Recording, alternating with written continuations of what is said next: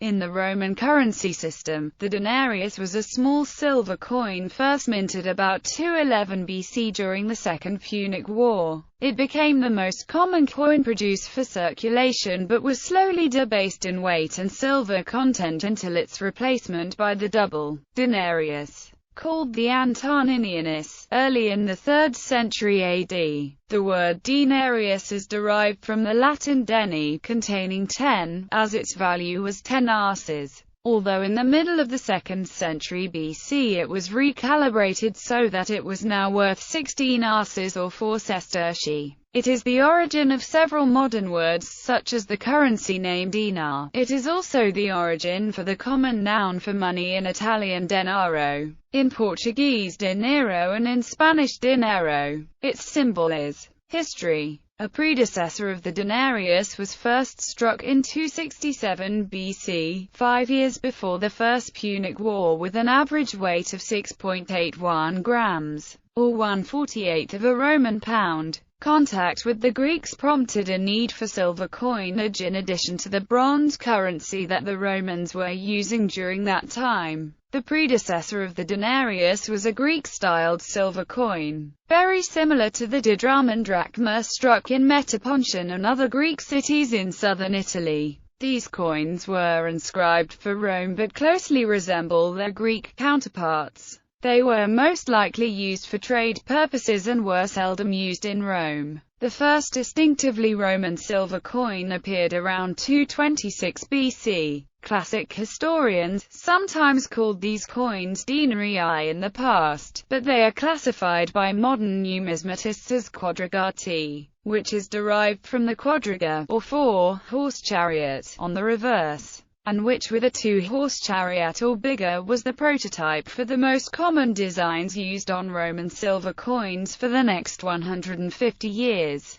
Rome overhauled its coinage around 211 BC and introduced the denarius alongside a short-lived denomination called the victoriatus. This denarius contained an average 4.5 grams, or 1/72 of a Roman pound of silver. It formed the backbone of Roman currency throughout the Roman Republic. The denarius began to undergo slow debasement toward the end of the Republican period. Under the rule of Augustus, its silver content fell to 3.9 grams. It remained at nearly this weight until the time of Nero, when it was reduced to 1/96 of a pound, or 3.4 grams. Debasement of the coin's silver content continued after Nero. Later Roman emperors reduced its content to 3 grams around the late 3rd century. The value at its introduction was 10 arses, giving the denarius its name, which translates as containing 10. In about 141 BC, it was retariffed at 16 arses, to reflect the decrease in weight of the ars. The denarius continued to be the main coin of the Roman Empire until it was replaced by the Antoninianus in the middle of the 3rd century.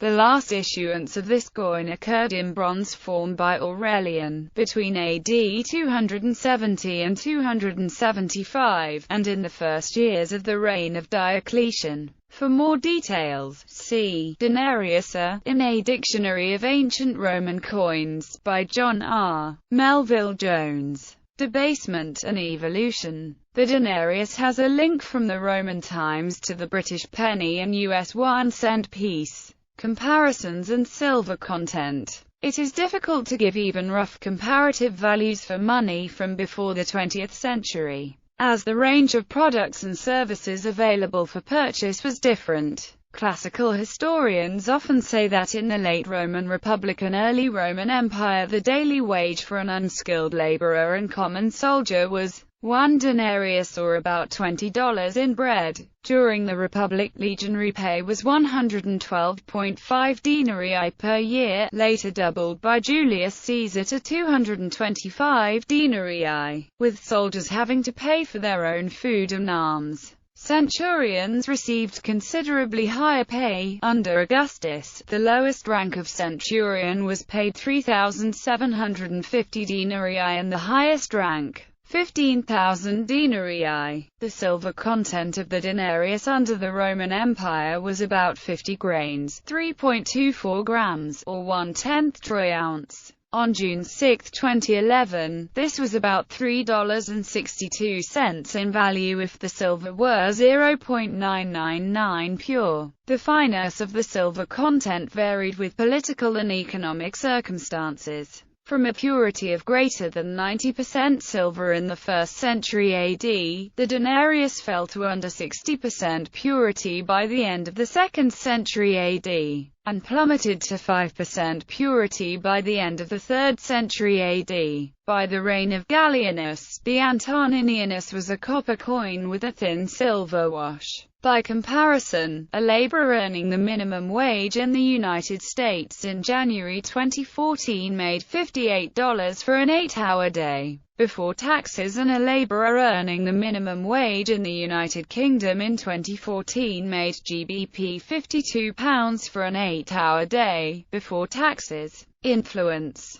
In the final years of the 1st century BC, Tincamarus, the ruler of part of Britain, started issuing coins that appear to have been made from melted down denarii. Even after the denarius was no longer regularly issued, it continued to be used as a unit of account, and the name was applied to later Roman coins in a way that is not understood. The Arabs who conquered large parts of the land that once belonged to the Eastern Roman Empire issued their own gold dinar. The lasting legacy of the denarius can be seen in the use of D as the abbreviation for the British penny prior to 1971. It survived in France as the name of a coin, the denier. The denarius also survives in the common Arabic name for a currency unit, the dinar, used from pre-Islamic times, and still used in several modern Arabic-speaking nations. The major currency unit in former Principality of Serbia, Kingdom of Serbia and former Yugoslavia was dinar, and it is still used in present-day Serbia. The Macedonian currency dinar is also derived from the Roman denarius,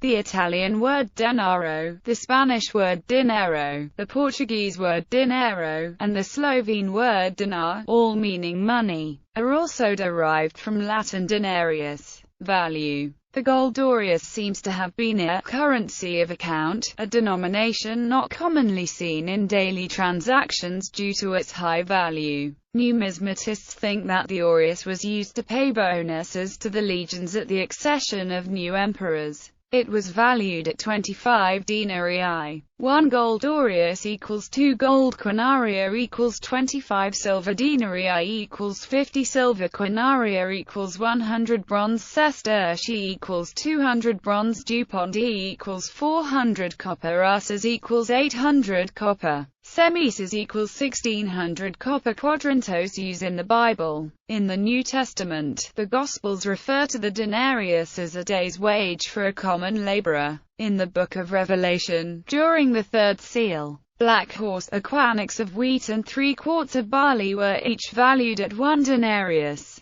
Bible scholar Robert H. Mounce says the price of the wheat and barley as described in the vision appears to be 10 to 12 times their normal cost in ancient times. Revelation describes a condition where basic goods are sold at greatly inflated prices. Thus, the black horse rider depicts times of deep scarcity or famine but not of starvation. The English word quart translates quanix. Apparently, a quanix of wheat was the daily ration of one adult. Thus, in the conditions pictured by Revelation chapter 6, the normal income for a working-class family would buy enough food for only one person. The less costly barley would feed 3 people for 1 day's wages. In popular culture, the silver denarius is one of the 2 main units of currency in Rick Riordan's The Heroes of Olympus series, along with the golden drachma. Physical Bitcoin coin manufacturer Denarium has derived its name from denarius.